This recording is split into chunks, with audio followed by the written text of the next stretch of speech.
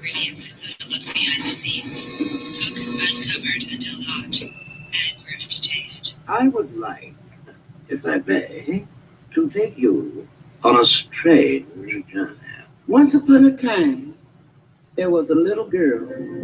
The accident was over a year ago. A second woman has been elected president. The 12th planet has been named in the solar system. The last wild polar bear has died. I slept through it all. I was here for my waking. He called it a beginning. He said it was good. I think he may have thought that anything I did was good. Welcome to Transition Radio. Your host, Mark Angelo Cummings.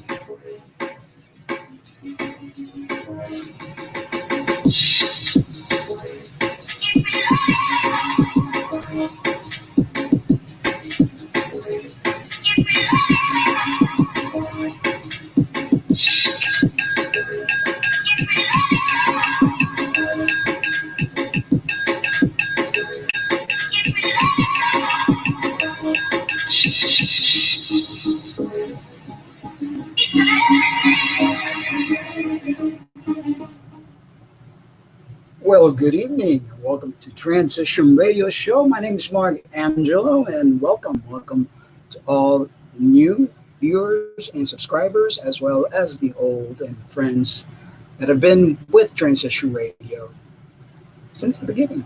It's been around since, 2012 was the inception of this show. Interviewed tons of different transgender individuals, as well as our allies and our friends and neighbors of the gay and lesbian community throughout the world. This show has been a show that has had its ups and its downs, changes of views. But one thing that has been constant is that I'll always continue to be here through the highs and the lows. I want to take this time to really reflect on what is happening in our world. And I want to believe that there is something so deep rooted to what has taken place. In the past 3 months, the universe is speaking. Mother Earth is talking to us. We have been dead asleep and have been ignoring the signs that she has been trying to give us. We are so concerned with our own world and our own needs that we forget that there are others sharing this planet with us. And hello, Marcy and Dylan. Welcome.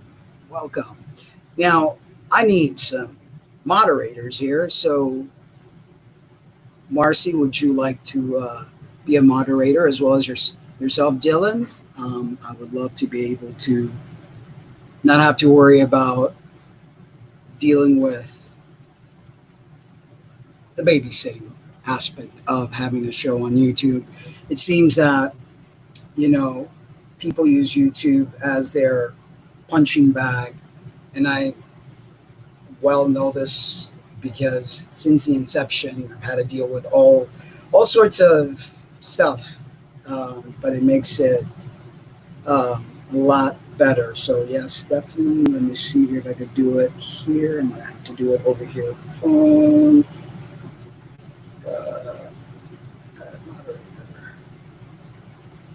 Yeah, you're a moderator. All right. Thank you, Marcy. Appreciate that. Welcome, Emily. Welcome. I'm trying to juggle this. It's been a while since I've rode solo, so I got to kind of work my way through this. Dylan, did you want to be a moderator as well? I've not heard your response. I will wait a little bit for you, and if you don't want to be one, that's okay. So yeah, it's been quite the rough week or so. Sometimes you kind of wonder, is this real life or are we watching some sort of sci-fi movie?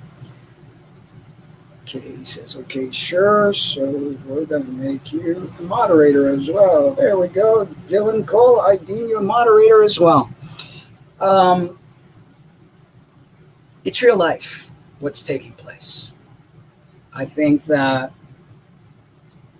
it goes way deeper than many of us care to really understand. I know that we humans have a way of kind of like sweeping things under a rug, being in denial. That's the way we cope. That's the way we negotiate the environment that we live in. But there comes a time where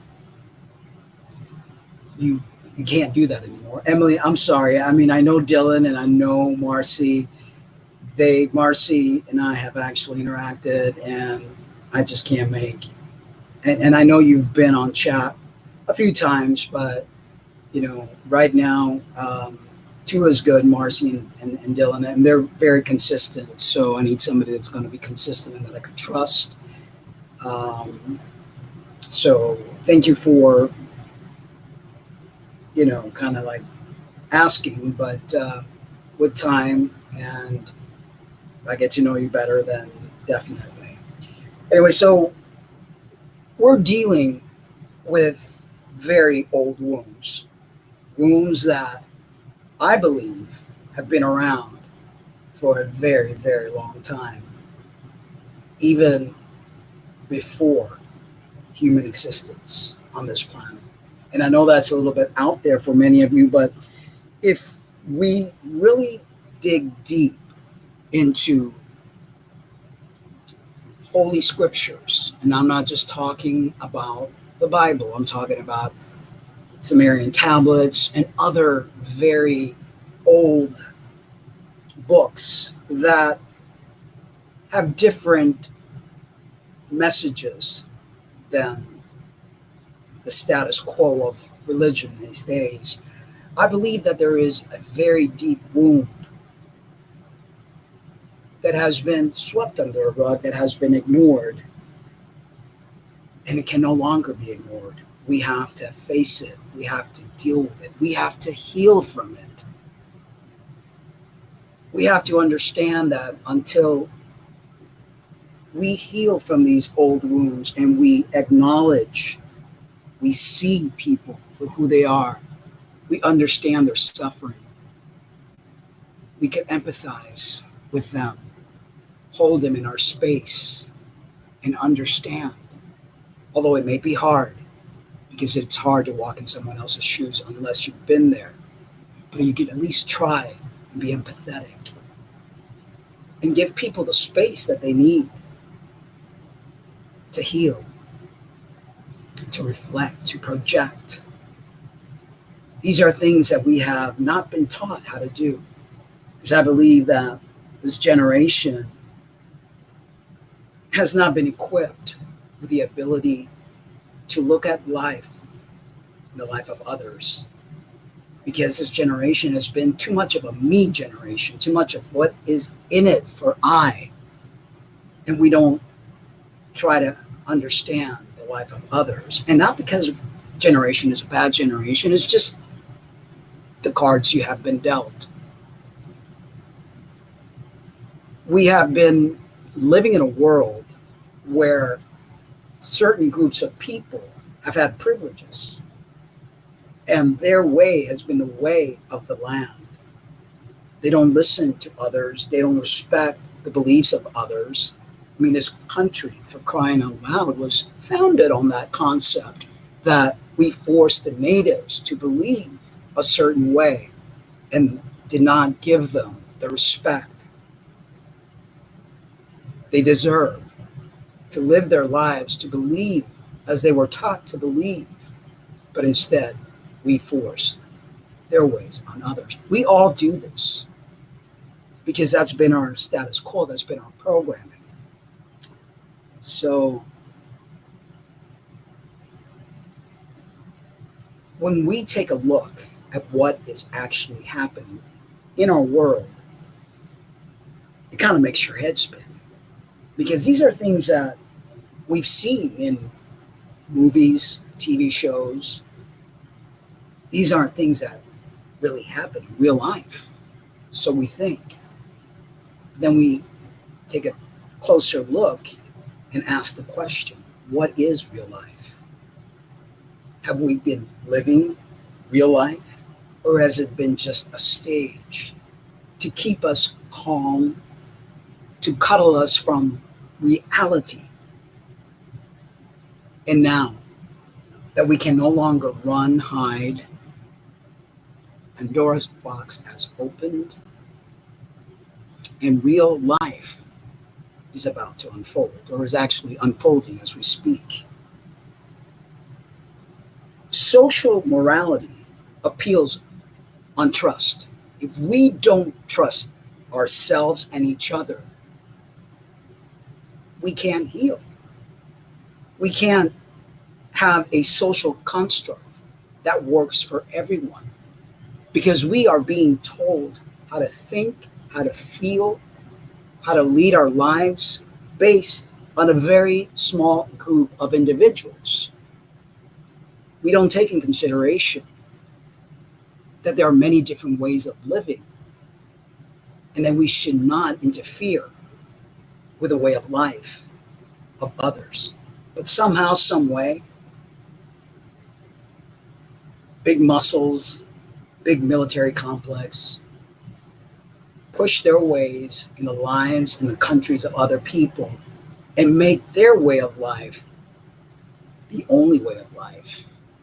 And I believe this is what's causing a lot of our problems. Hey, Elliot, welcome. So, the only way we are actually going to see any change is by following our own nature. See, from the moment we're little, from the moment we come out of our mother's womb, we are told how to think, how to act, and how to be. There is no autonomy. Our parents mold us the way they feel we should live. And although they are trying their best and they think that is what they're supposed to do, they're taking away from your autonomy and your true nature. Therefore, you become an adult that is not fully developed. You're only developed by those input, those programming that they place there. And that goes for schools, that goes for religion, that goes for everything that we encounter in life. Half the thoughts that we think don't even come from our own minds, that programming from someone else. So how can we, as a society, as a species, coexist and live healthy lives when our lives are not even our own? So people end up sweeping things under a rug, saying, well, this never happened, or that's enough of that, and this is how it's going to be. But we fail to literally see each other and honor each other, our pain, our needs. Because I believe we are not equipped with that set of compassion. We think we have compassion. We have compassion that has conditions on how we feel things should be. We do it to the animals. We encage them, place them in zoos. We make them pets. We slaughter them for our nutritional needs, not giving them an option if that is what they want their lives to be. We as humans forget that we're not the only ones. We forget that we need to learn to coexist with everyone on this planet. Respect one another. Because you know what happens when we don't respect one another? Look around you. There comes a time where everything just falls apart. And I believe that is what's happening right now.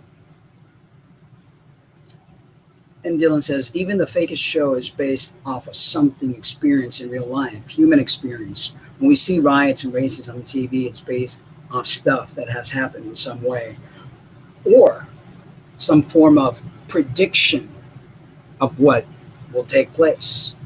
Because I truly believe that we are creators. Our minds are very powerful. We have to be ever so careful what we think because we can create. We are actually creating what we see before us. And I have to believe that we have to trust the process. I have to believe that as awful as many things appear to us, we have to understand that even a fire can have a good outcome. There wouldn't be regermination in a forest unless there was a fire. I have to believe that we need to stop labeling things good or bad. We need to start to understand who we truly are. We're not separate. We're not separate from a creator. The whole concept of prayer, it's almost like not really trusting the creatus or the creator because we want the outcome to be as we wish instead of allowing the outcome to be how it needs to be. And we are all guilty of that because we have all, at one point or another, told someone we will pray for them without asking them for the approval or without understanding that maybe the outcome that we're praying for is not the outcome that needs to be. So I want to say Black Lives Matters. I know a lot of people out there don't get that. They say all life matters. And I'm not saying that all lives don't matter, but at this time, in this moment, and old wounds that need to be healed, our brothers and sisters need to hear that they matter. Black lives do matter. We can never, ever understand, not for a little bit, of what many of our brothers and sisters have gone through. And for us to be so flippant, to think we could relate, think we understand, but we don't. All we could do is be empathetic, be there for them, tell them, we see you. Please forgive us because so many of us need forgiveness. And although maybe we directly have not done anything, but our ancestors have, our great-great-grandparents, we're all responsible and we all need to take responsibility and we all need to ask for forgiveness. And we all need to tell our Black brothers and sisters that we see them. We honor them. And each group, each individual on this planet needs to do that for one another. I love that movie Avatar because one of their famous lines was, I see you. And that's sometimes all that we need is to be seen, to be heard, and to be felt. But instead, we live life based on our needs. And yes, many people do have compassion, but again, it's conditional. It's what they believe things should be. And we always want to interfere because we think our way is the better way. Not realizing that when we interfere, we're placing our own agendas. And that really doesn't solve the problem. Sometimes we just need to let things unfold. And remember, there is no such thing as good or bad. We love to label everything. We truly do. But sometimes it's just a matter of being present, sitting with the situation, allowing the situation to take place, and trusting the universe.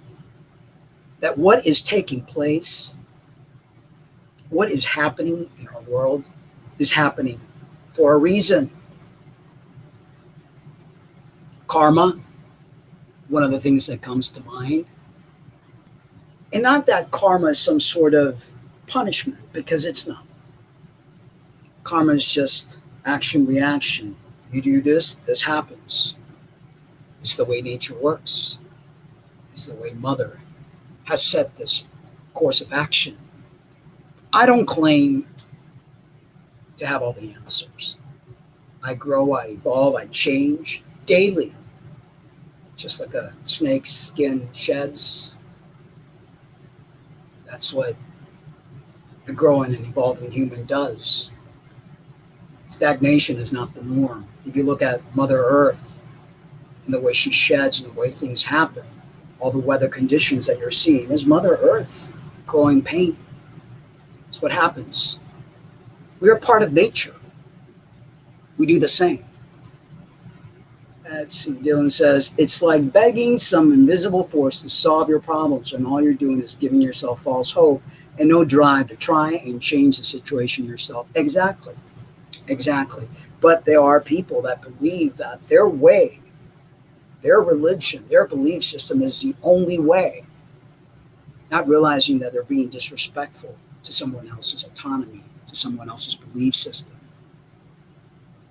Disrespecting and pushing their agenda. Because kid yourself that. When you don't allow things to be, you are pushing an agenda on someone. You may not be doing it consciously, but nonetheless, it is an agenda. And Marcy says, agree. Dylan says, I love that movie too. Their whole community was based off unity with their own people in their home, not in the deities that they believe in. Exactly. It's like what we are meant to be, cohesive, one unit. Everything returns to oneness. Right now we're fragmented. We're so fragmented that we're seeing what fragmentation births. And we're seeing it right now.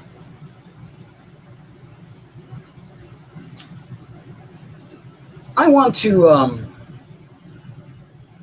bring light to the situation that's taking place right now. There's a lot of rioting. There's a lot of anger flaring. There's a lot of hurt and pain and feelings that many of us maybe have never ever experienced before. The continual need for certain groups of people to dominate. And we're seeing that even in our leader. Many of you watched yesterday what took place in front of a church. That photo op moment, which was, in my opinion, in poor taste.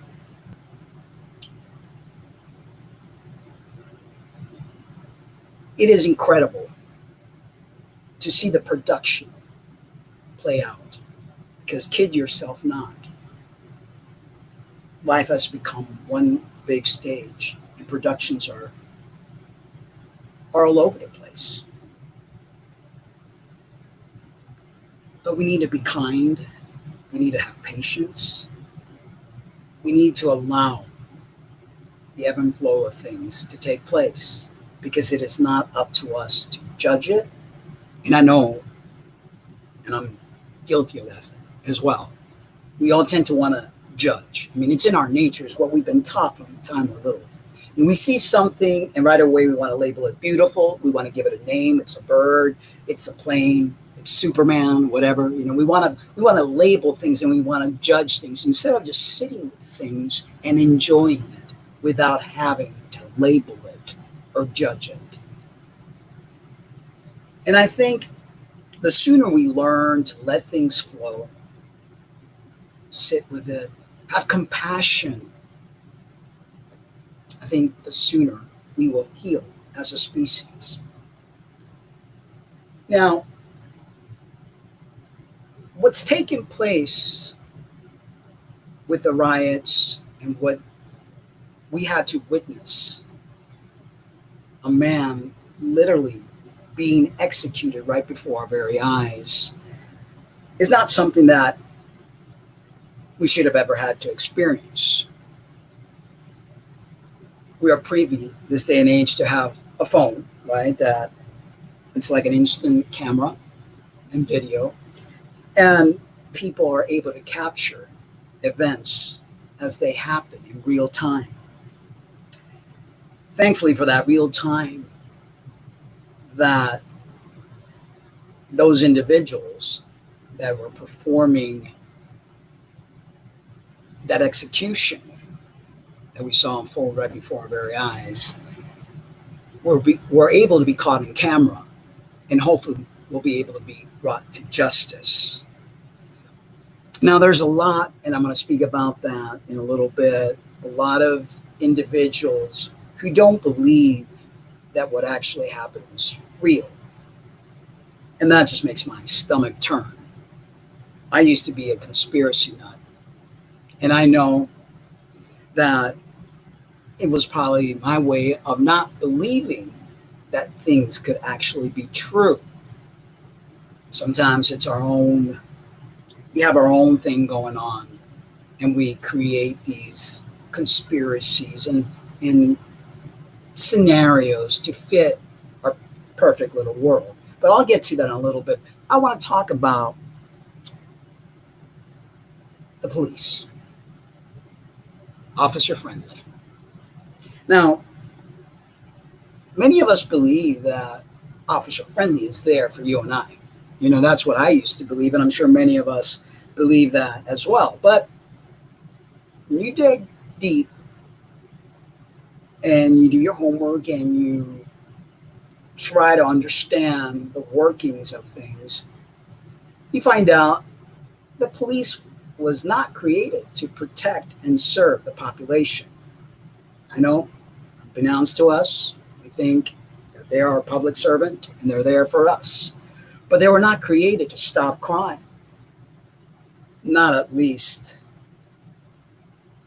as most people understand it. And they were certainly not created to promote justice. They were created to protect the new form of wage labor, capitalism, that emerged in the mid to late 19th century from the threat posed by that system's offspring, the working class. As northern cities grew and filled with mostly immigrant wage workers who were physically and socially separated from the ruling class, the wealthy elite who ran the various municipal governments hired hundreds and then thousands of armed men to impose order on the new working class neighborhoods. So they weren't there to protect us. And as time has progressed and corporations have gotten bigger, you've seen the getup of officer friendly no longer look like officer friendly, because now they are definitely protecting corporations. So when you see the behavior being demonstrated, and we know that there's a lot of brutality that has gone undocumented, and many that has been documented but fluffed out, thrown out, never made it to court. It's been a hush-hush type of situation. You tend to understand that they're not there to protect us. They're there to protect their interest, corporate interest. And as working class individuals, we pose a threat. So taking a look at that, then everything else kind of makes sense. Why are they not properly trained to be more humane, more compassionate?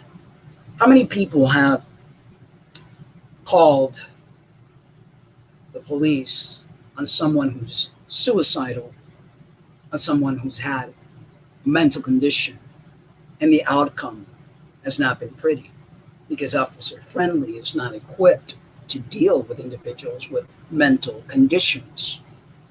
They're only trained to deal with force.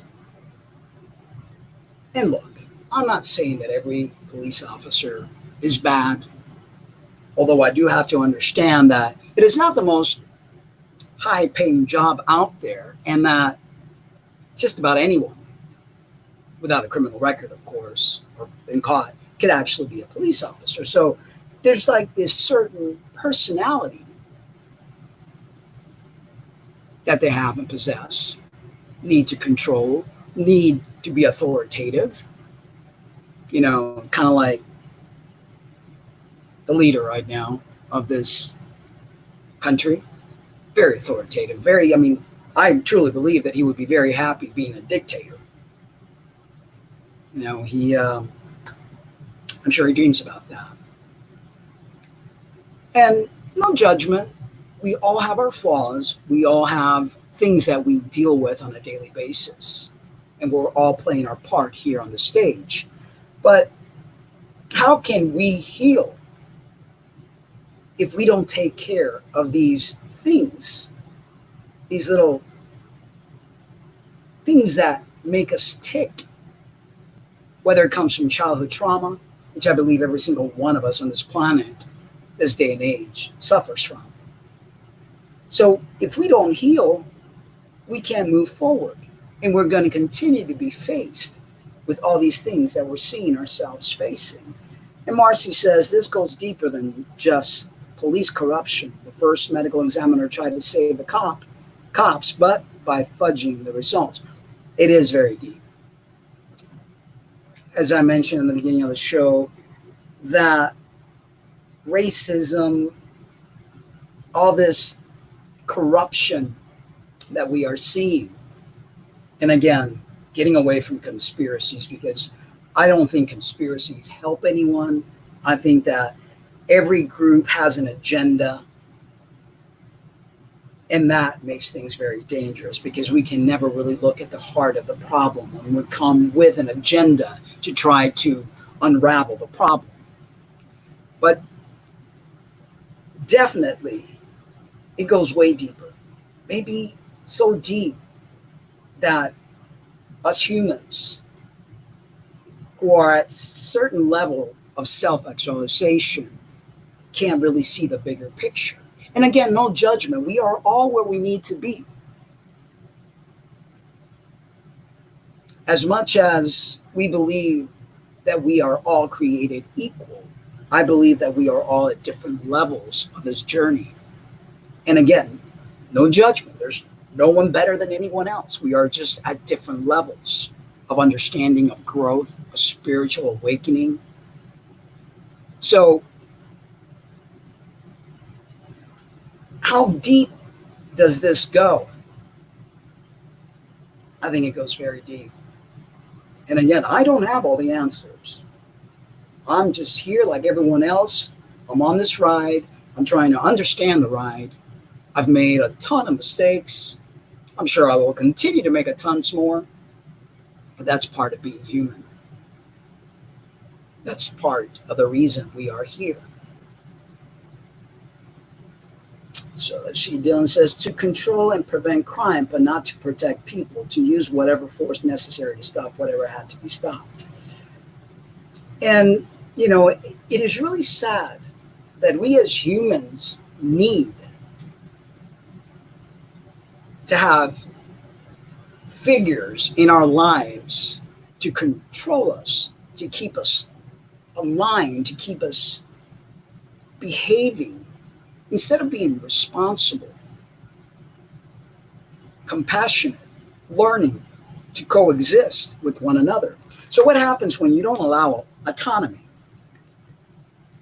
in a human being?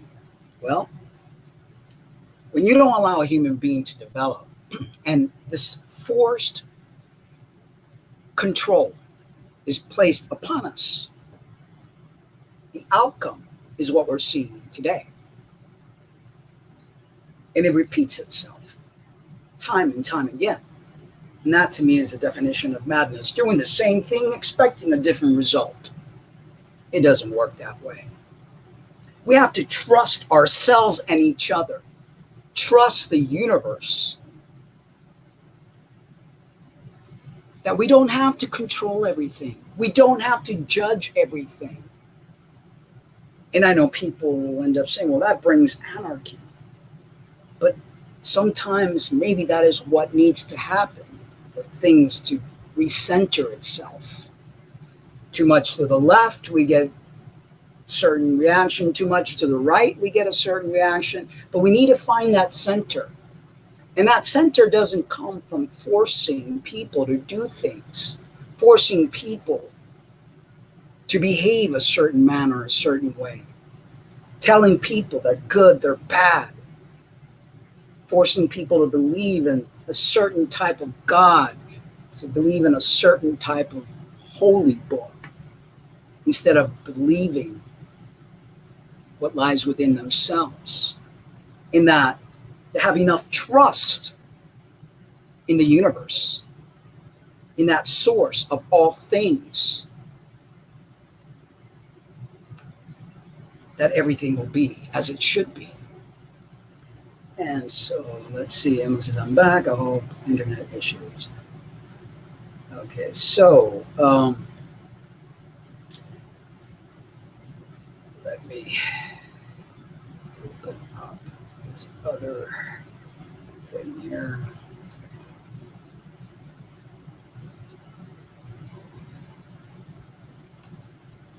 I found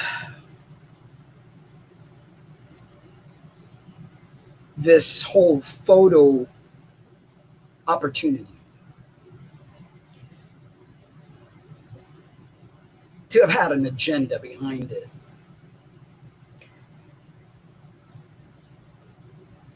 As I mentioned earlier, everything around us, because we have not allowed trust,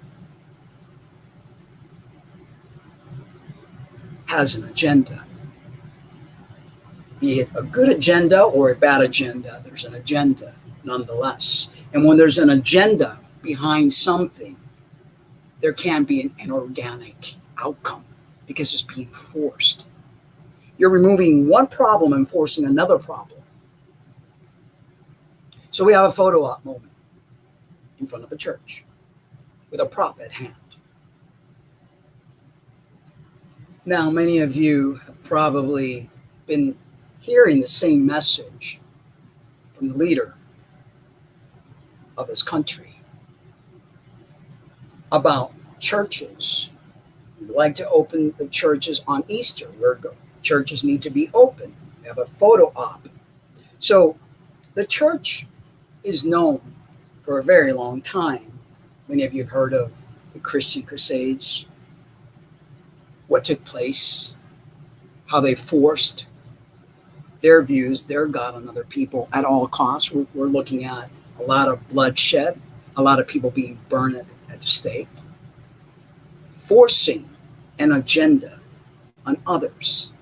Now, there's something very disturbing about this, about that photo moment where in one breath he states that he's with the protesters, but in that same breath, as they clear the street, as they literally went to that church where they were having water given out to people and they were singing and praying together, they literally kicked individuals in the area out so that the leader of this country could have that photo op moment.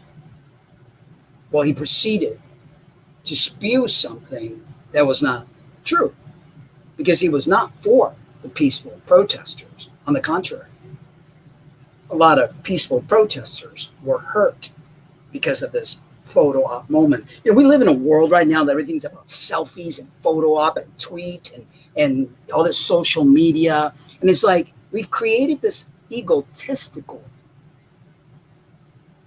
narcissistic ideology. We're trying to force people to see us at a certain light.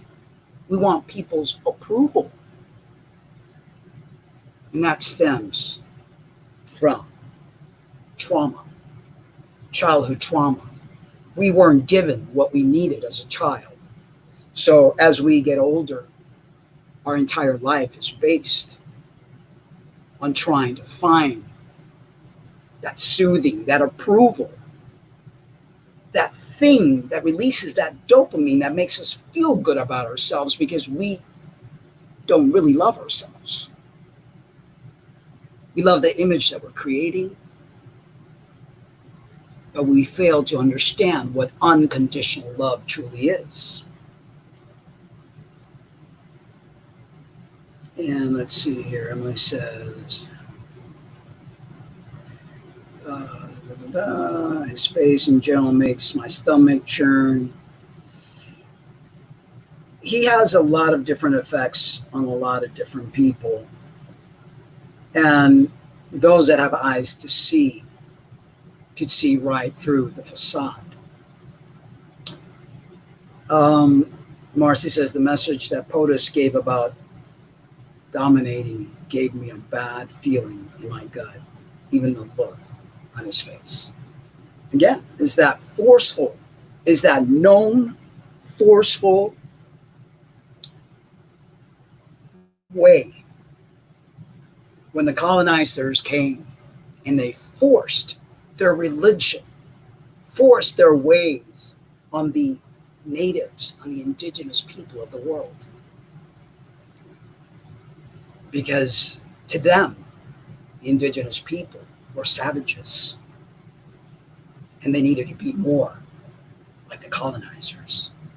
And that common theme continues to unfold. And it's time for that theme to end.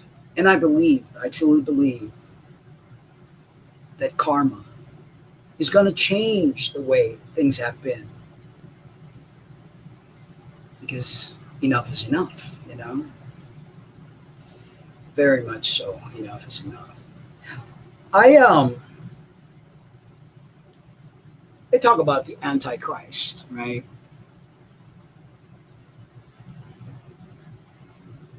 Sort of a very common view of many of the religious sectors that there is going to be an Antichrist. And I don't think that many people understand that word completely.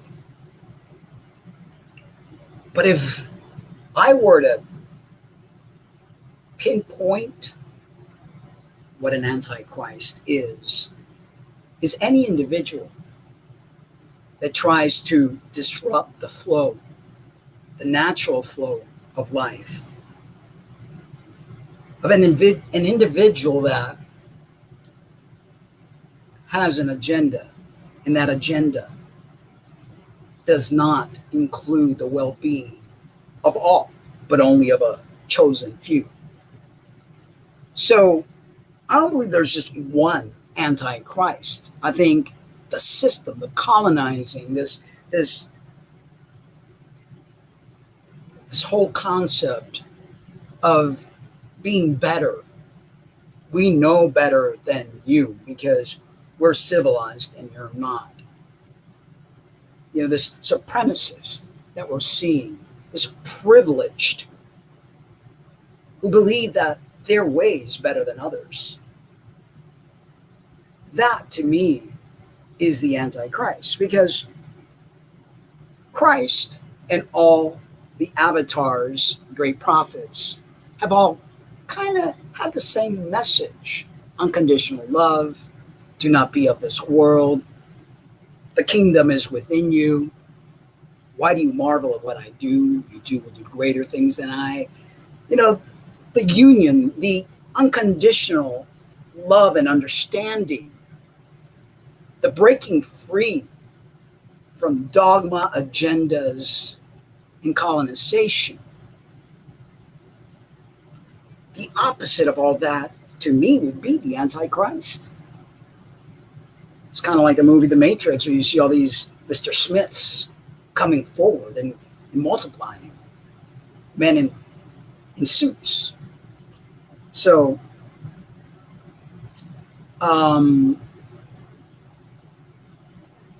we are definitely living in times that may blow many people's minds, but there are times that are needed if we are going to have any sort of change and any sort of healing take place.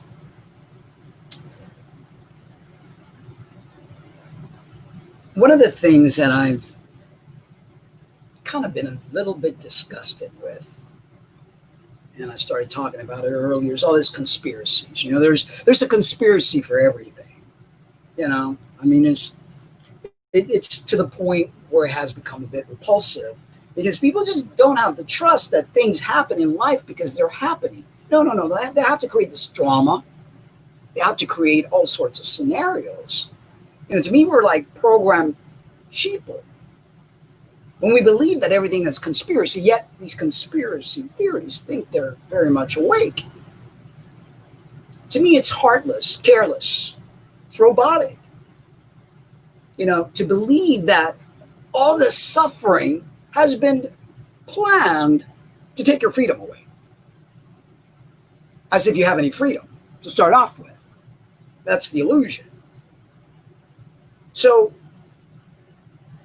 these groups of individuals, and I don't know who they are. Boy, there's a lot of them out there now because there's a conspiracy. I mean, there's a conspiracy about the pandemic, and now all of a sudden it's like, oh, the pandemic has disappeared. Now we have these riots, and there's a conspiracy behind the riot, and they even think that what happened was a production. That it was an execution to be filmed to get everybody rioting. I mean, who really? I mean, what kind of mind could come up with these things? I mean, we've been watching way too many TV series, too many apocalyptic type of movies. And like I said, once upon a time, I was a very big conspiracy theorist myself. But to live in a world where you have to think that everything that is happening has been planned and programmed, that's got to be heavy. That's got to be a heavy load to really deal with. Everything under the sun, according to these individuals, is planned. It's a conspiracy. Everything.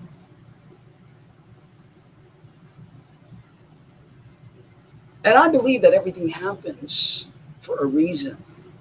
We may not understand that reason. We may not agree with that reason. We may not even want to accept that reason. But to think that there is somebody orchestrating these things so perfectly, like if you're watching some sort of theatrical event in Broadway, or you have the orchestra doing its thing, and you have the actors doing, and roll them, take them, scene two. No, I refuse to believe that we live in a world like that. Because then that takes away from our humanity. And that just looks at our cynical way of being. And mind you, there may be people out there that can be very cynical. But I refuse to believe that every single human being out there is bad. Now, I found this on one of my on Facebook feed. Somebody said they think there was a possibility that what took place was a film execution so that they could pit a black man against a white cop. The purpose, they stated, was to create racial tensions, driving a wedge in the growing group of anti-deep state sentiments. They haven't even finished the whole scenario of what happened in the pandemic. Now they're jumping into this one. It's like a mind, from all this internet and smartphone. It's like next. I think people are so bored out of their mind. They have no purpose that they have to create these scenarios. They have to become detectives. They have to create that dopamine release to justify their life, I guess. I don't know. I just cannot believe that everything that's happening has been planned. So, has an entire eons of human life on this planet, everything has been planned. What if things happen because they're meant to happen? Because there's something deeper and greater that we need to learn from these events.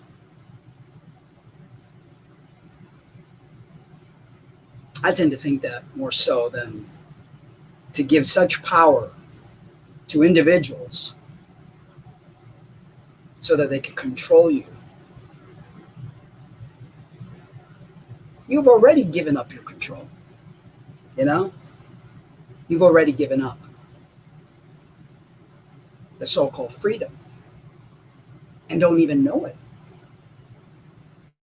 Because from the moment you stepped away from the natural, from the moment that you decided to live life in this technological world, being materialistic, being of the world, you've already incarcerated yourself, imprisoned yourself, enslaved yourself.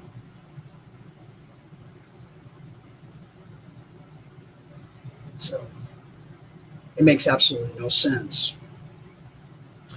They're also saying that historically, in election years and in politically contested areas or in groups, racial or gun violence incidents become more of a commonplace.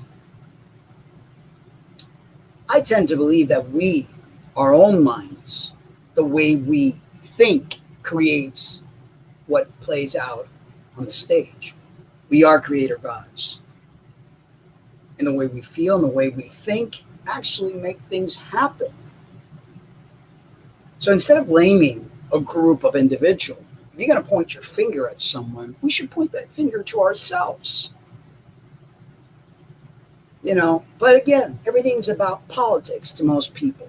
You know, our president right now, his approval rating, you know, is not great. So, or it's great or whatever, and they're trying to change things. And so they believe that we're like puppets and people are just being used as pawns to create some sort of political outcome. If people only knew that in reality, both wings belong to the same bird, there's really no difference. We think there are, but there isn't. If we want true change to take place, we have to create that change ourselves. We have to lead by example. We have to live a life of purity, of unconditional love and acceptance. Live organically. The way we're living now, in and of itself, creates destruction. People have this love affair with material goods. They think somehow you can take that with you when you go. You can't eat a dollar bill. You can't eat a nugget of gold. You know, you can't wave a dollar bill and make yourself healthy. And yes, those with money have maybe better health care, but even that doesn't guarantee you a long, healthy life. Because that long, healthy life, the only one that can give you that is yourself, by how you lead your life, how you interact on this beautiful planet, what you put in your body, the thoughts you create. Are they toxic? You know? So let's see here.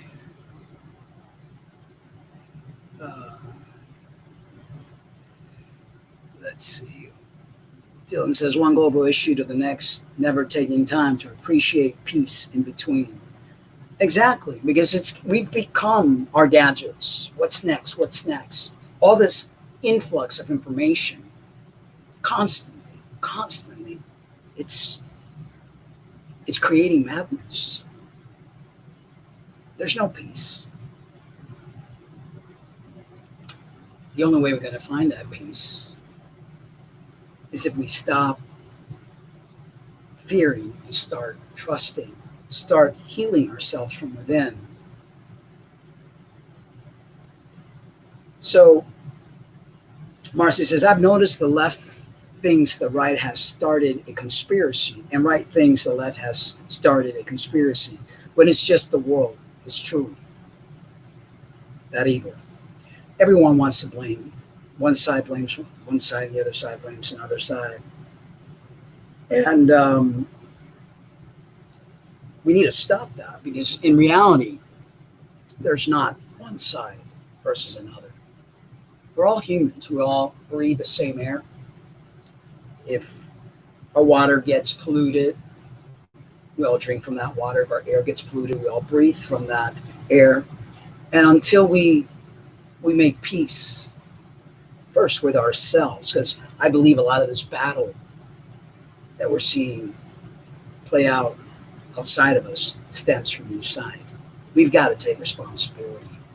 We've got to do that soul work, the real work, not the work that people go to church and they sing and they pray. Again, as I mentioned earlier, praying takes away the autonomy. Praying says, I don't trust in the universe, so I got to ask the universe to do the right thing for me, right? And everybody's praying for whatever it is without trusting. We need to trust. We need to trust the process. We need to trust the universe. We need to trust each other for there to be any type of change. So,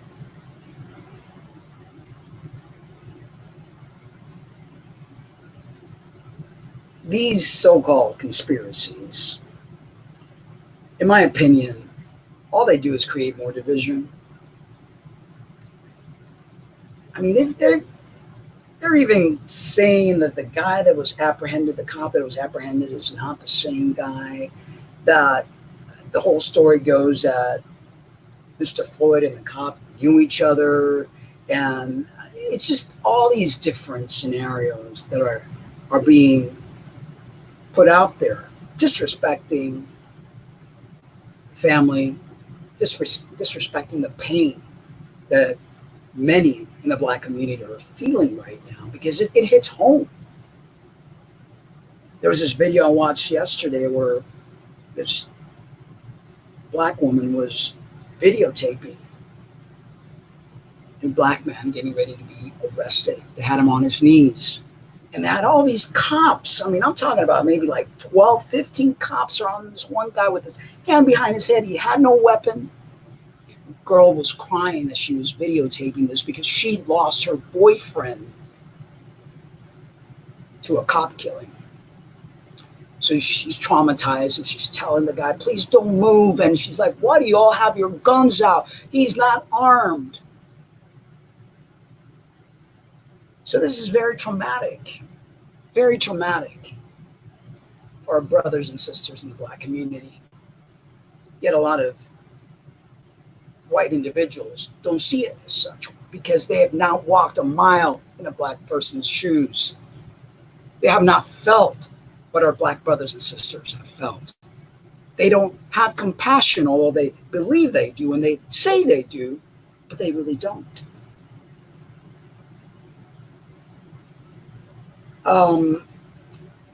Emily, I will get to the main article of today's show, which is about trans rights. So if you just have a little patience, we will get there. Right now, this is the part of the show that I'm discussing, and I will get to that shortly.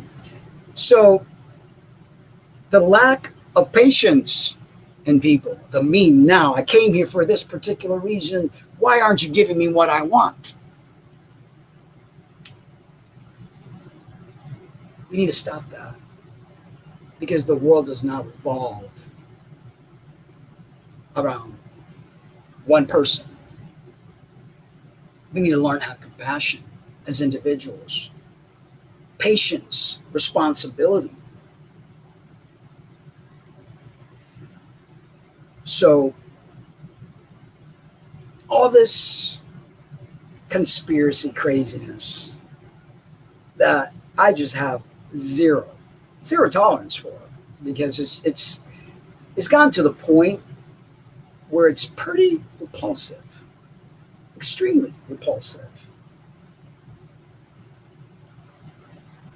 And it affects everyone.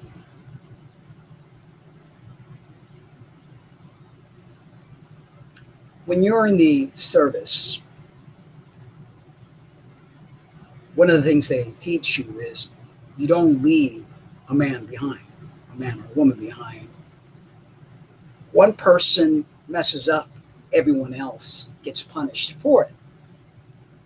Because in a war situation, you have to be cohesive.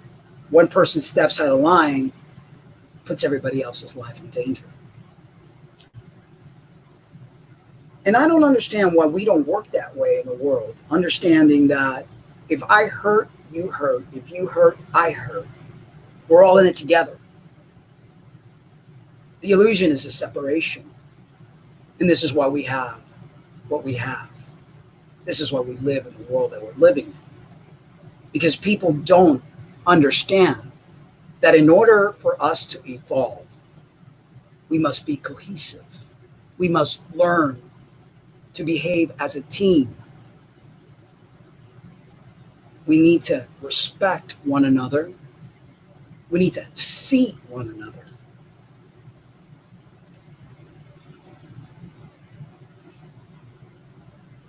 So Marcy says, yes, exactly. People have no interest in any issues that don't affect them.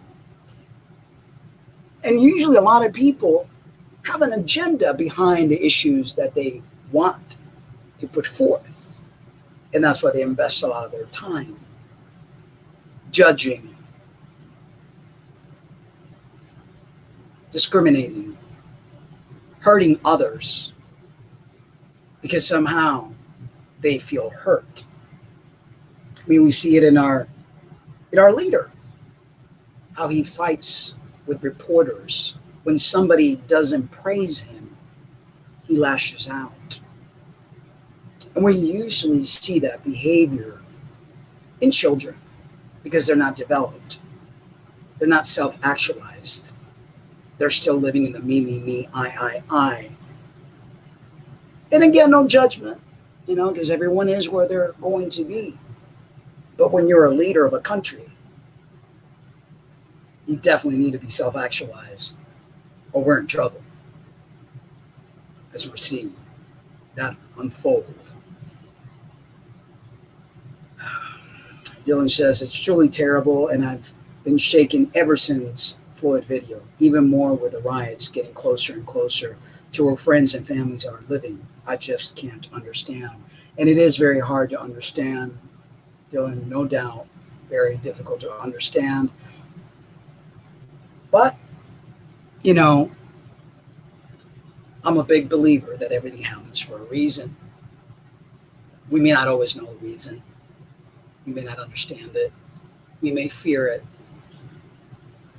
As horrible as everything is, and it is very horrible, I believe that there is a reason behind it, and something good will come out of all of this. Growing pains comes to mind. We as a species, have not matured. We're now beginning to evolve spiritually. We've still been living too much in this meat suit, fleshy, materialistic world, gathering things, buying and collecting, getting degrees and filling up our bank accounts with digital numbers on a screen. But we have yet to understand one another, to respect one another, to see one another. And I believe until we do, we will continue this vicious cycle of destruction, hurt, and pain, and lack of peace. And Dylan says, I've never actively tried to hurt or judge anyone, but even I admit that sometimes it's hard to focus on issues that don't directly affect me or my loved ones, because that's how we've been taught, and that's how we've been raised. That if it's not in your immediate circle, it shouldn't matter. But we're all connected. And I think we are learning that with each passing day. I think that we are starting to understand that more as things start to unfold before us. So, I haven't really been talking a lot about trans issues.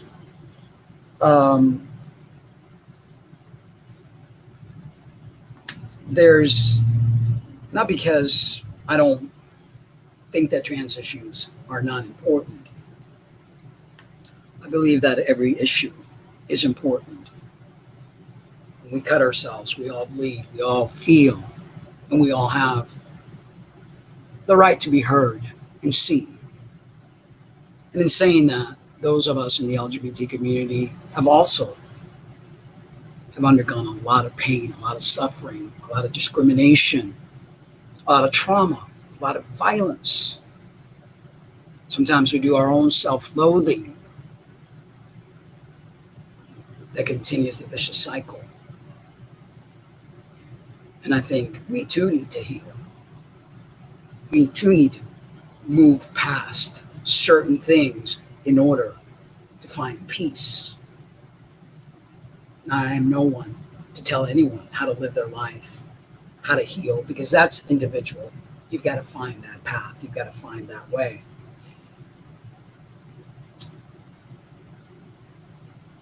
But this article caught my eye. Trans rights in global recession, 1 year after transgender removed from the WHO list of diseases. The article is written by Jamie Warham. He's a reporter on LGBT life, identities, and being queer, or he reports on that on Forbes. 1 year since the World Health Organization declassifies transgender people gender dysphoria as a disease, trans rights are in a global recession, says the LGBT and activists. Transgender Europe monitors trans rights around the world with a specific focus on Europe and Asia.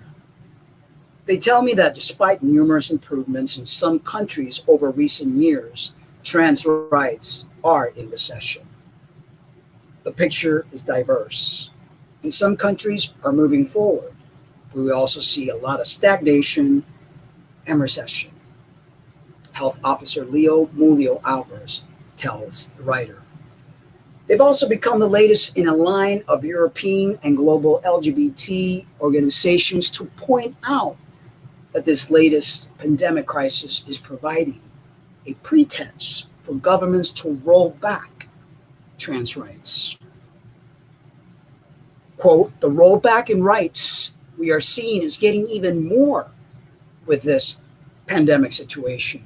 Countries are taking advantage of the actual V, we all know what the V is, crisis to reduce transgender rights, Alvarez says. But it's a complicated picture, as we all seen, attack from religious, anti-gender, and even feminist groups. So we're looking at individuals such as Betsy DuBois tells Connecticut, ban transgender athletes or say goodbye to your federal funding. We have had a lot of events, pride events canceled because of this pandemic. Gender identity disorder no longer an internationally recognized disease, right? But a year ago, 25 of May in 2019, WHO approved an update to their international classification of diseases list. ICD-11 now lists gender incongruence as, quote, marked and persistent incongruence between a person's experienced gender and assigned sex, unquote. In a previous version, it was called a gender identity disorder, quote unquote, included in the mental and behavioral disorders list. Lale says that coordinator of WHO, Department of Reproductive Health and Research, said the change happened because they now have a better understanding that it was not actually a mental health condition. Adding in a UN release last year that the reclassification will reduce the stigma while ensuring access to necessary health interventions. I don't know if anything will actually remove the stigma. As we see, stigmas have not been erased throughout, not for our Black brothers and sisters, not for the LGBT community, not for anyone who's a minority. That stigma continues to be there, and it has not been removed. Because until we start seeing one another, those stigmas will not be removed. Let's see here. Marcia says, I have experienced police brutality myself and had to keep a lot of it to myself out of fear of retaliation. I'm afraid to even discuss it. I hear you. I hear you. This day and age, we have to be so ever careful. There's eyes and ears in everything around us. We no longer really have true freedom of speech, as we see in our social media avenues. We get slapped on the hand for saying something that we shouldn't say. We are threatened, to not have advertisers advertise on our platform because it goes against their rules and regulations. And I believe that there's an advertiser for everything, and that people should have the right to be able to express themselves, as long as you're not hurting anyone, as long as you're not being hateful, as long as you're being educational, uplifting, then I don't see the problem. But there are groups of people, there are lobbyists out there that only want their agenda sold. So if someone else is saying something totally different from what they want you to know, then that becomes a problem. So continuing here, the announcement was received with a mixed response last year. Transgender Europe would still like to see the WHO go even further and remove any reference to gender incongruence. Despite this, much like the declassification of homosexuality in 1990, it was a signal of hope to many trans people all over the world. But in the 30 years that have passed since being gay was no longer listed as a disease in the DSM, same-sex relationship remain illegal in 70 countries. It's 2020, folks. And the first anniversary of the declassification of being transgender is fraught with a pain worse than having to endure slow progress, a rollback of rights. So here we are, 2020.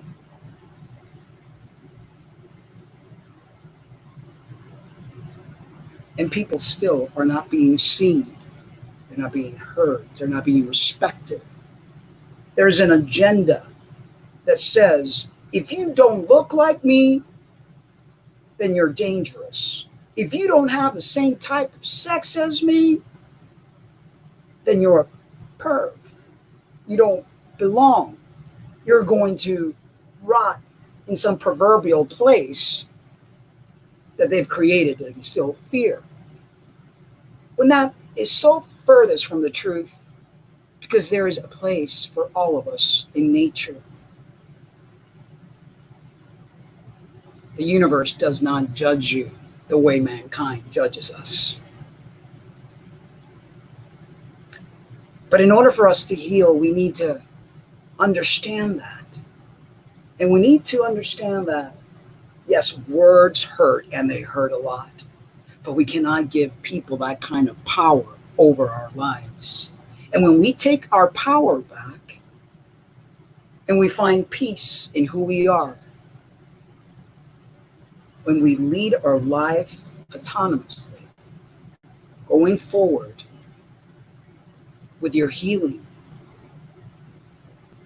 then nothing can hurt you and nothing can stop you. But it's part of the healing process. So we've got to hear one another. We've got to see one another. And with time, I believe that the old world that we've been living in will no longer be. And we will live heaven here on earth. So Hungary becomes first country to remove transgender people's legal recognition. Okay. No example is more prominent than in Hungary, who became the first country to remove the rights of transgender people it had once given them. So it's like, you have it? No, you don't, right? Hungary has changed all reference to sex, quote unquote, on official documents to the immutable sex at birth, quote unquote. Why do you think these things are happening? Do you not see a set pattern that there is a religious group that believes that only their way is the right way, and that their God is the only God? And by pushing this, they are hurting other people.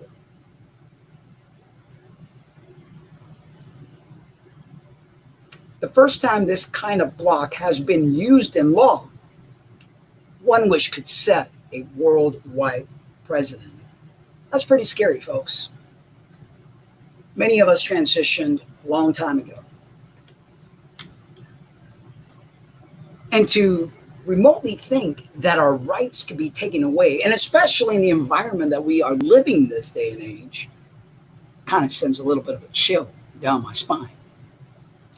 There are several countries, for example, Malaysia, where court decisions have made legal gender recognition particularly impossible. They have set precedent requirements that are impossible to meet.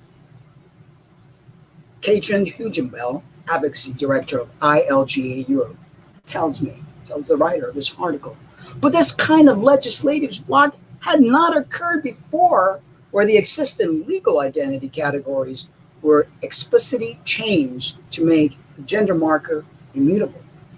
And plans are afoot in the once seen as liberal United Kingdom, where the Equality Minister Liz Truss has teased plans to restrict the ability of underage 18-year-old to transition.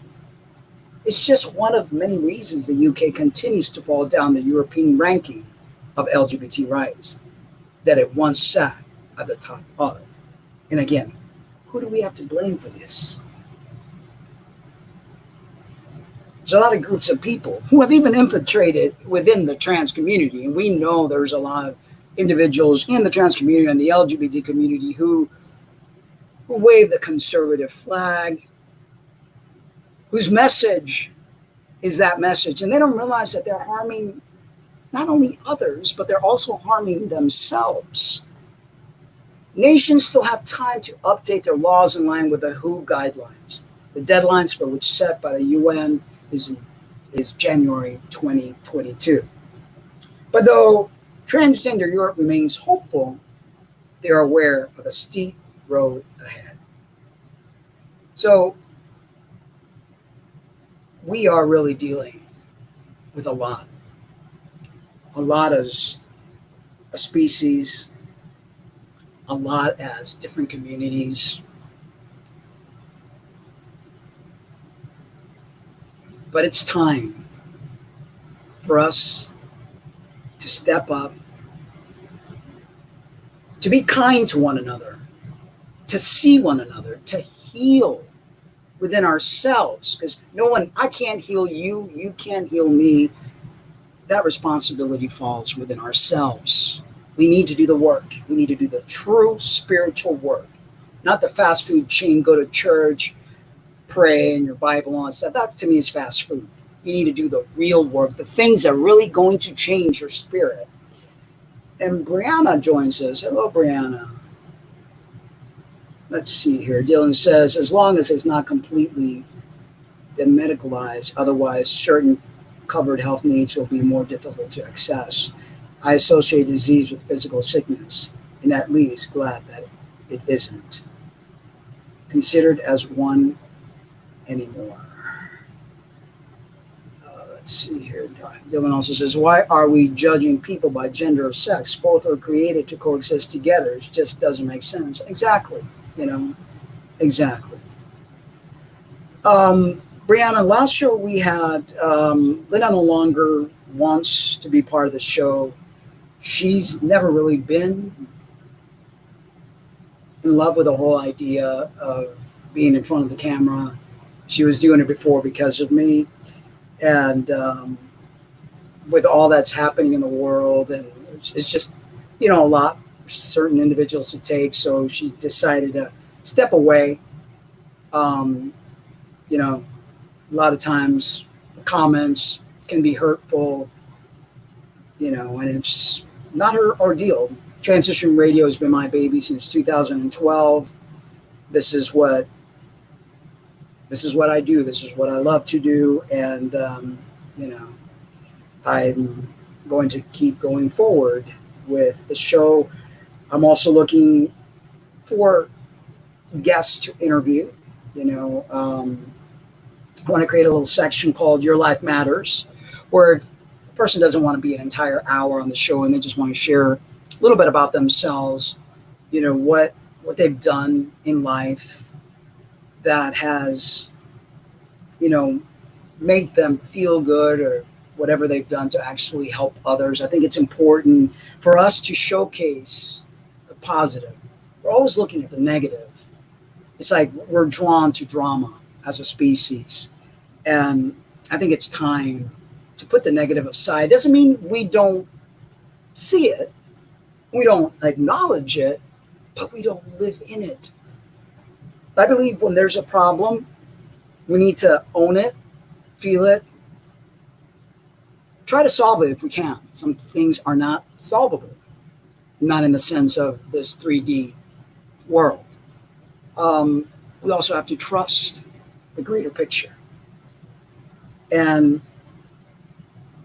that's how it goes. So let's see here.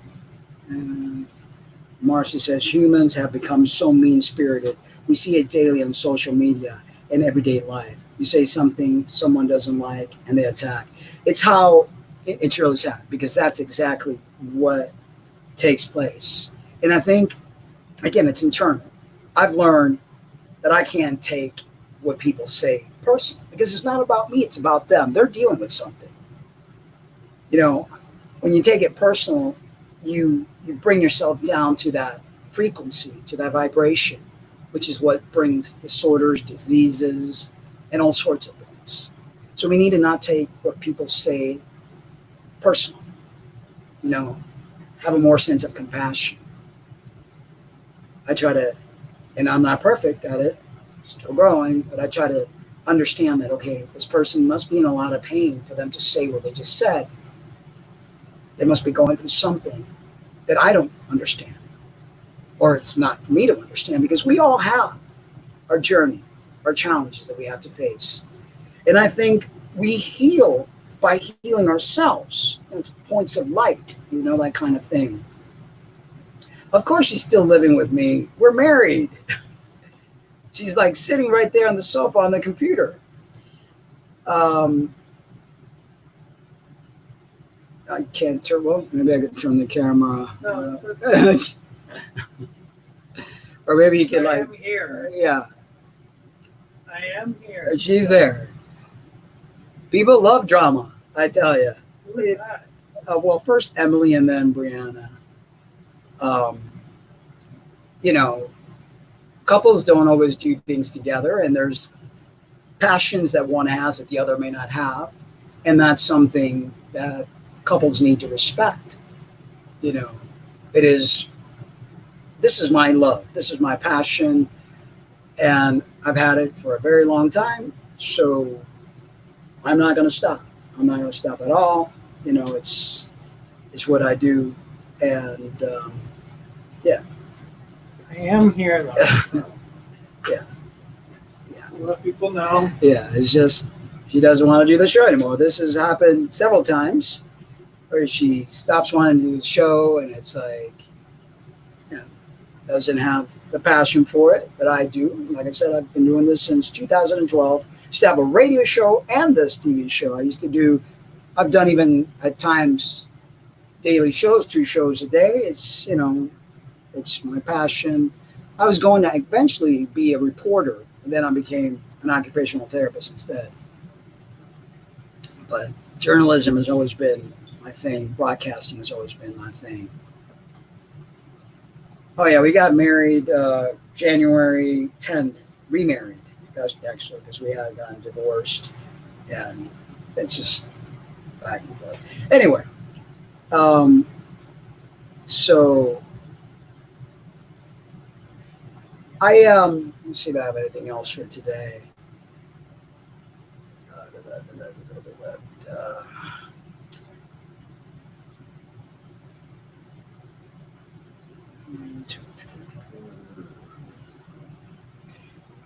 I think as a species, for us to move forward from all these things that are taking place, there's a lot.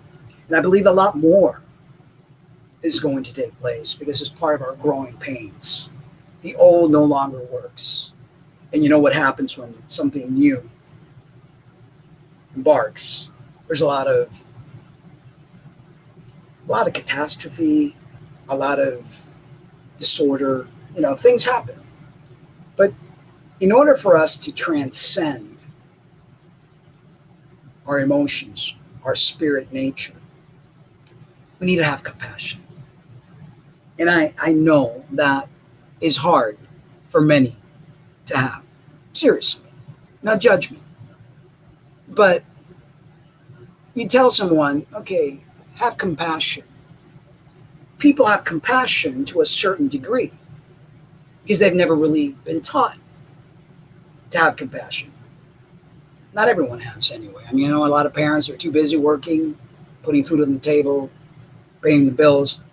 They don't even teach their children how to process emotion, never mind having compassion. These are something that I think we're lacking as a human species. I find that animals have more compassion than some humans. And let us not forget that we are animals ourselves. But because we are evolved, we have a consciousness. We think we're better than our 4-legged friends. But our 4-legged friends have a lot more compassion for themselves, each other, and for us.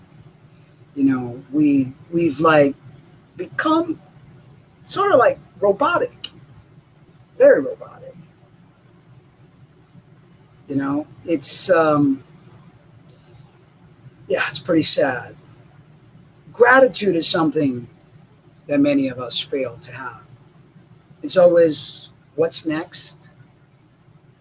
When am I going to get the next raise? When am I going to get the next promotion? Always looking for something better. The grass is always greener on the other side, instead of living in gratitude. I listened to this video, and I actually put the link on the description. It's a Tao documentary. And I've always been really into Buddhism, Taoism, beautiful teachings. I believe much more beautiful teachings than the teachings of Christianity. Less judgment, better flow. It's just beautiful, and I highly recommend you guys watch that video. It's really, really evolutionary for your spirit. We need to have appreciation for one another, appreciation for the smallest things.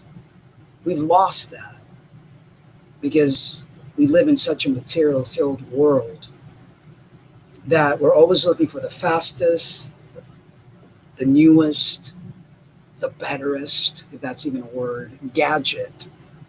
And we think that's going to give us some sort of dopamine release, some sort of happiness, but it's very temporary, to say the least.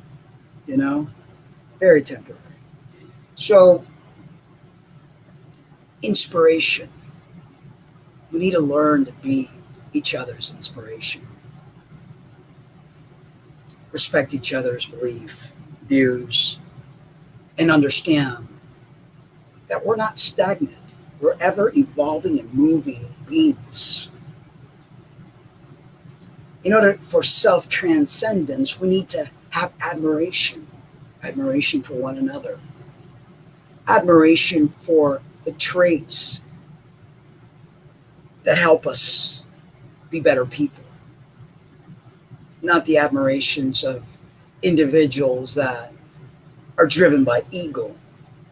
To me, ego drive is nothing to be admirable about. Selfless drive, true unconditional drives, is something to be very admirable about. We need to learn to elevate one another. Elevation. Instead of what most religions do, which is bring people down, call them sinners, tell them they're going to go to this terrible place if they don't do what their said God says. That's abuse, in my opinion. And finally, love. But not the romantic kind of love that we've been taught to have on Valentine's Day or special days, and give chocolate and a card and roses. No, true love. True unconditional love that teaches us how to respect another human being, how to give that other human being their space, how to truly see another human being for where they are without judgment. I believe if we follow all these things, we will grow as a species. I believe that if we stop pointing fingers at others, because we're all to blame. We can't just say, well, this person is a bad person and they're hurting the world, country. But sometimes we pick leaders that have our value. And even though we may not see it as such, there's a hidden part of ourselves that is being portrayed in these individuals. So sometimes we have to look within ourselves and say, well, wow, what is it in me that I don't like, that this person is rubbing me the wrong way? We need to do a lot of soul searching, folks. Lots of soul searching. We need to unite as a species. We need to heal. I can't emphasize that enough.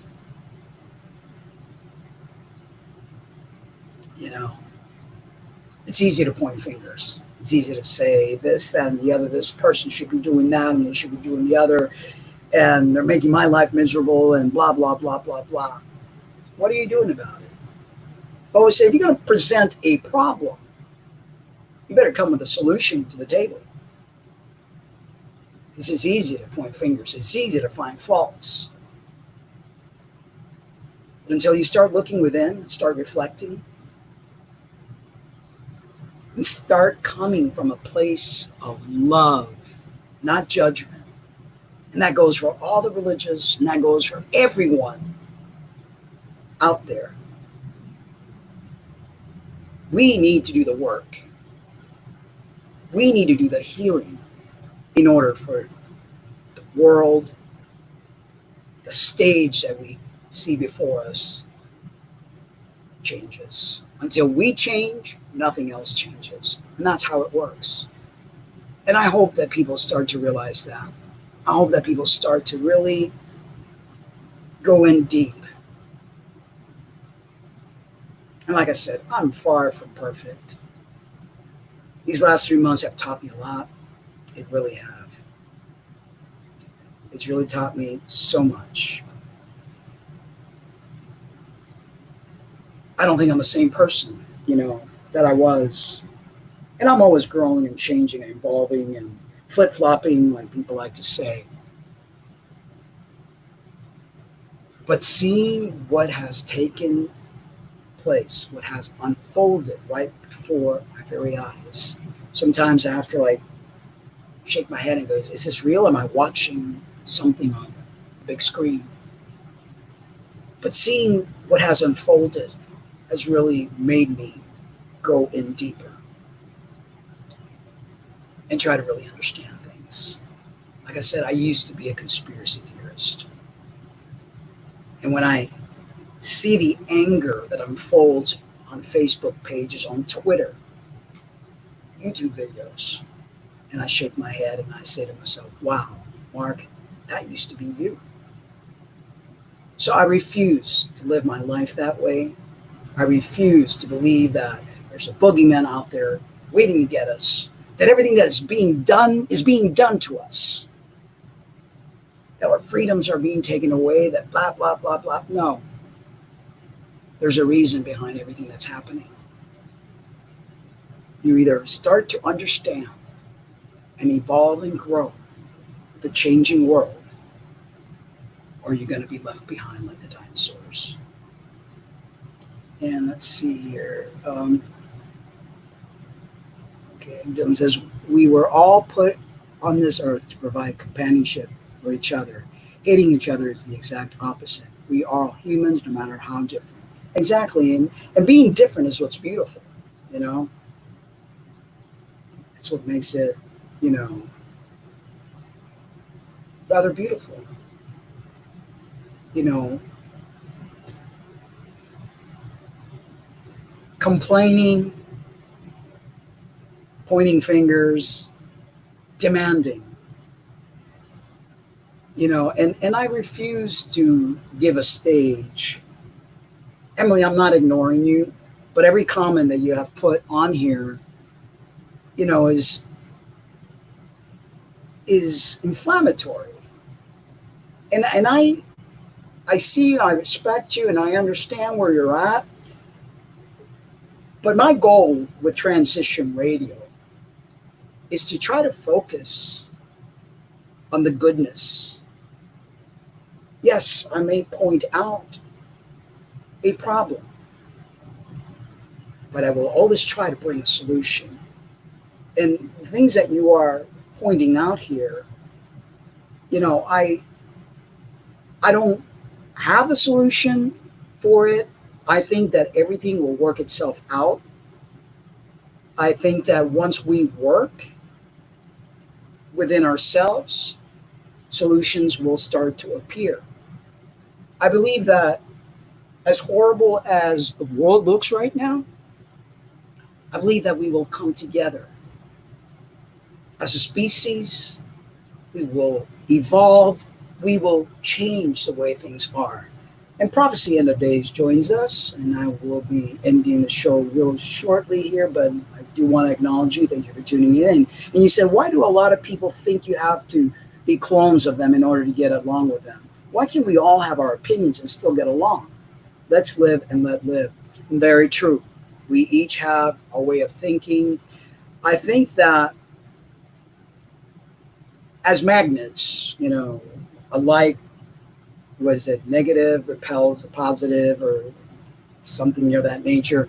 I think we will all eventually find our tribe, find our peace, heal, which is, you know, I think it's so important. And we definitely can learn from each other. You know, I believe that's what we're here for. But a lot of times, the healing and learning doesn't come from something outside of us. In my opinion, it comes from within us. It comes from doing the spiritual work. It comes from being out in nature. For me, running is something that I look forward to. And as painful as it is, at my age, I turned 56 in the end of June, not easy, but it's my challenge. You know, sometimes we have to challenge ourselves. And I love feeling the sun on my skin, the wind on my beard, let's say on my hair or whatever, listening to the birds, seeing the trees move as I run. It's a form of moving meditation for me. And nothing that I believe anyone can do outside of me is going to help me heal, because ultimately the healing is our responsibility. We are all part of a puzzle. We each bring our part to that puzzle to make it a whole, you know. So,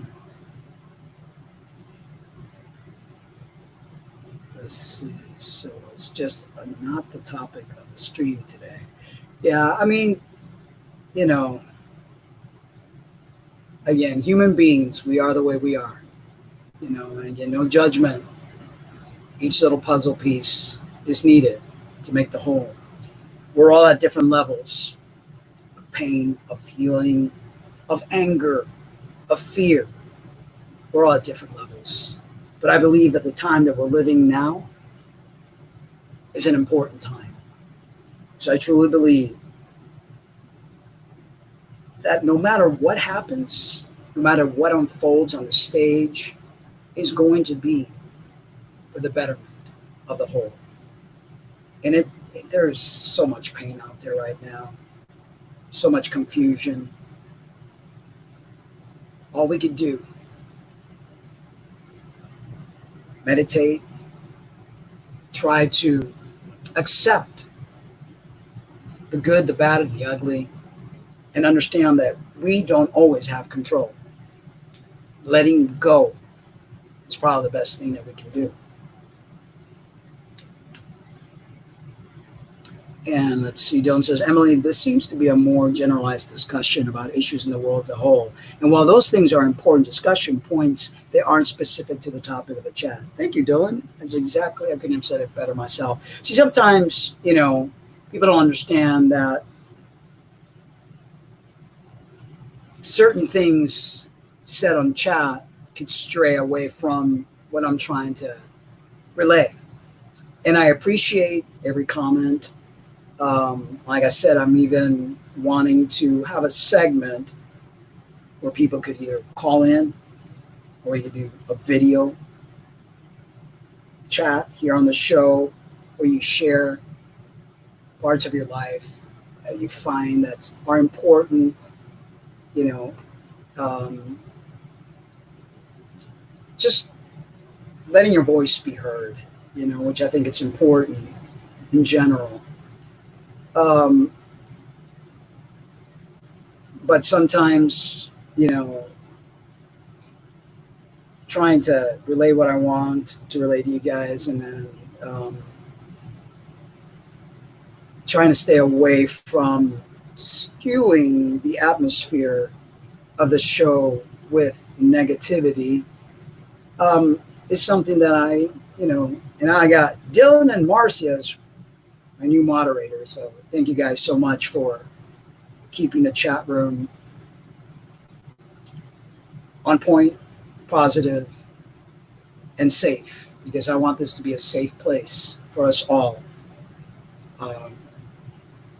Looking for show ideas, you know, please guys, email me at transitionradioshow@gmail.com. If you want me to talk about something specifically, email me, and I'll put a little segment about it.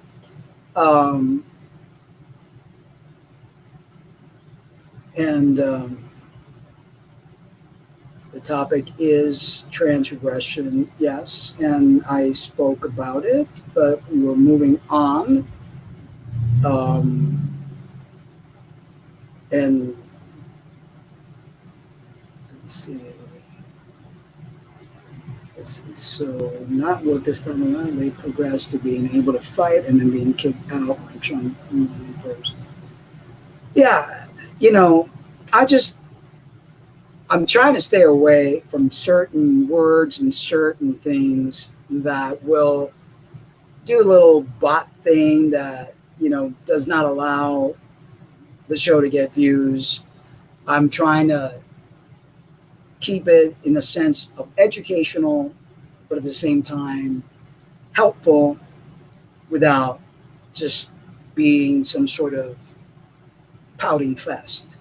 You know, yes, the article clearly showed that we have gone in a recession, you know, as far as trans rights. And I believe that there's a lot of things taking place right now that is bringing us all into a global recession.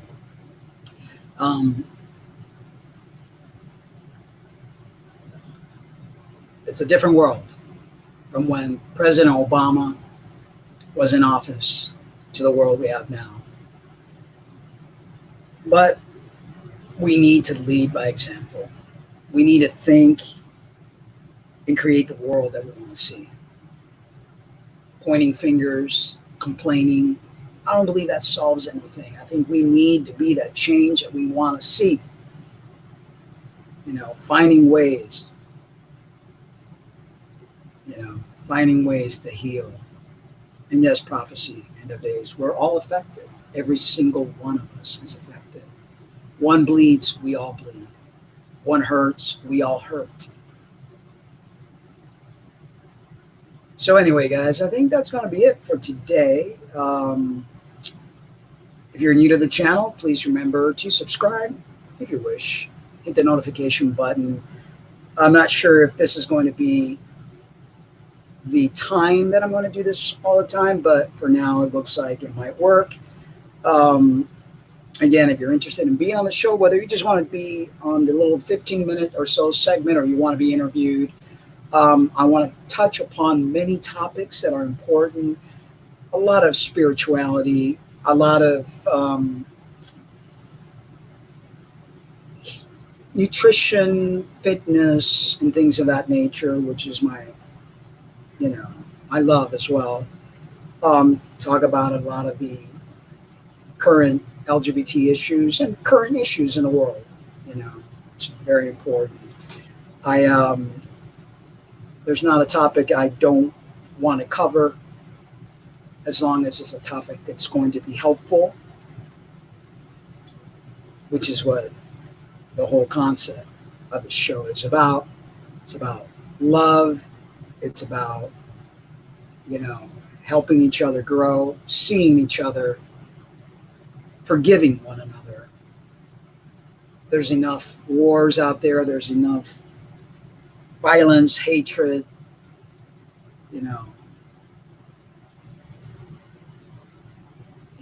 it's crazy. But anyway, I believe this too shall pass.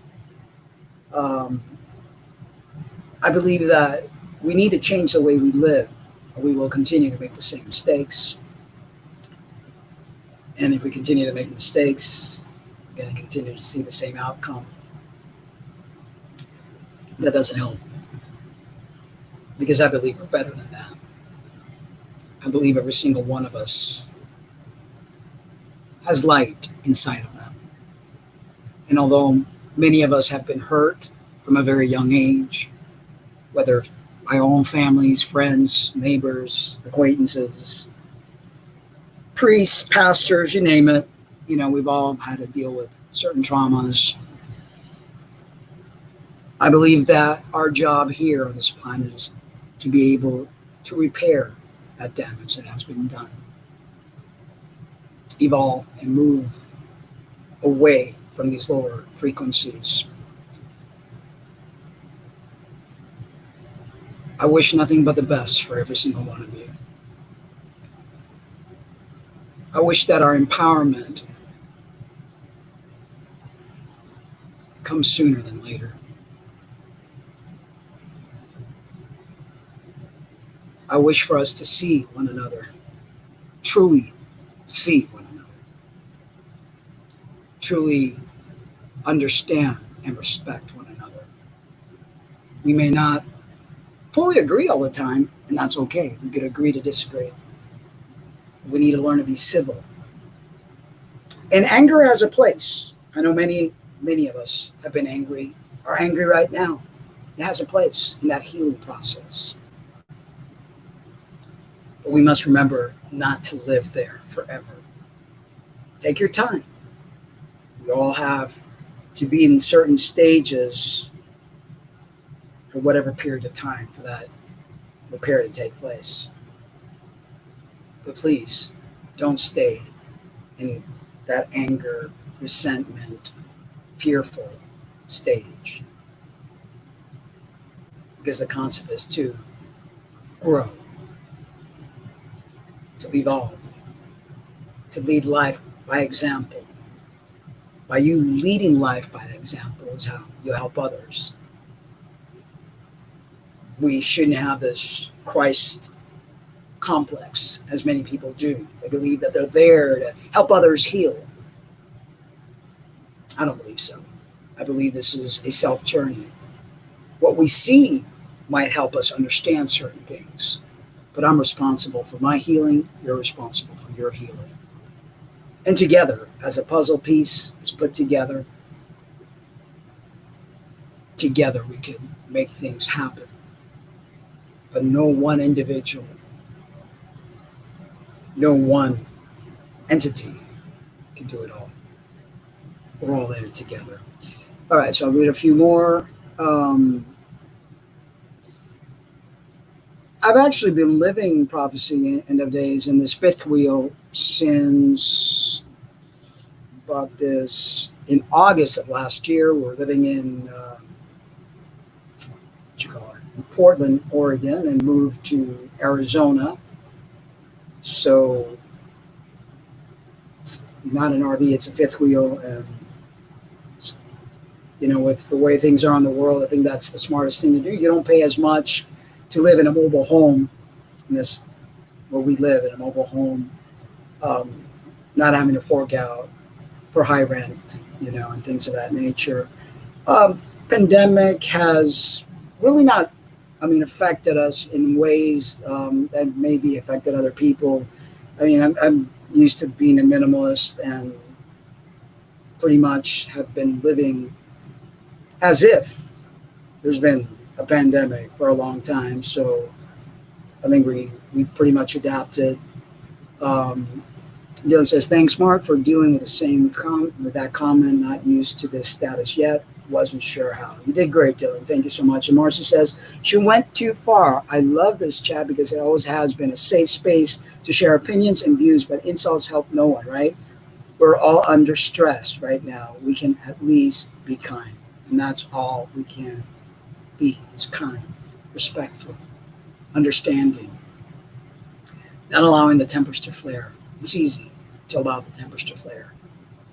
It's what human beings do, right? But we need to put that animalistic nature that we have on the back burner and bring that spiritual nature, that light that I know each and every one of us has.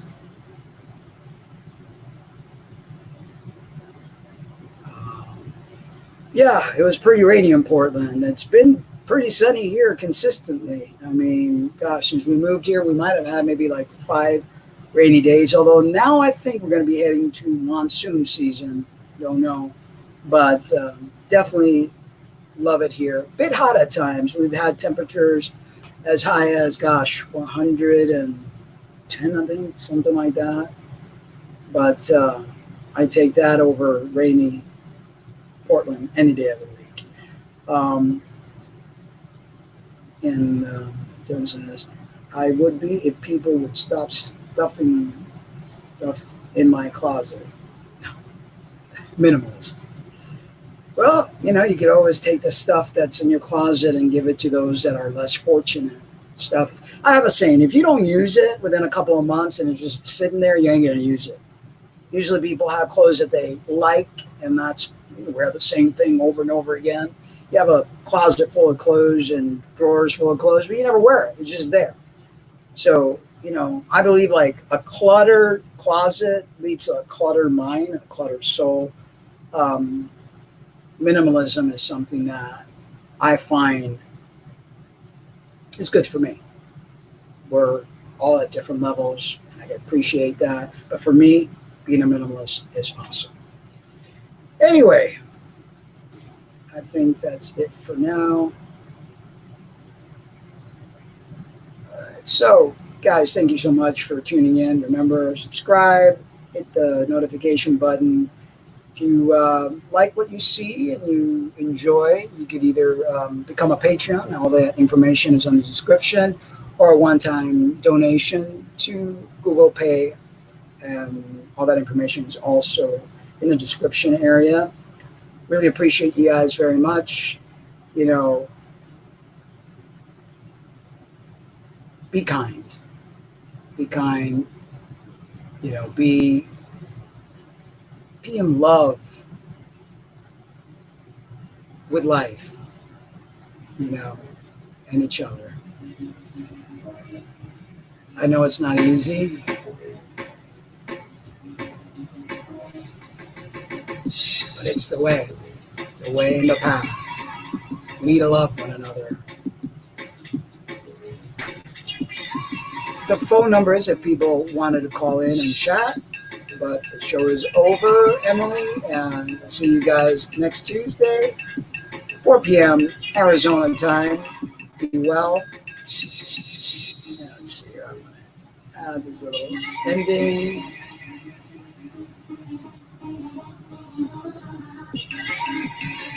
See you guys next week.